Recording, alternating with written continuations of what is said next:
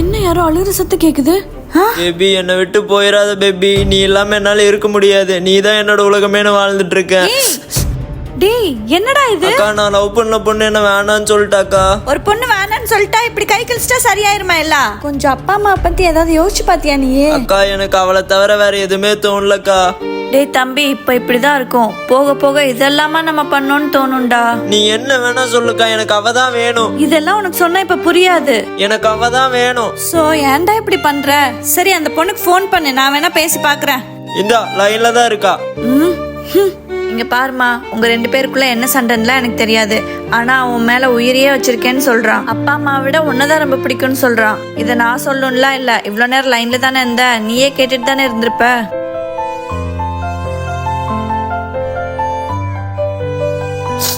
டேய் இந்தாடா, எல்லாம் தெளிவா சொல்லி புரிய வச்சுட்டேன். இனிமே அந்த பொண்ணு உன்னை விட்டு போக மாட்டா. இந்த மாதிரி இப்படியெல்லாம் கையெடுத்துட்டு இருக்காத, சரியா?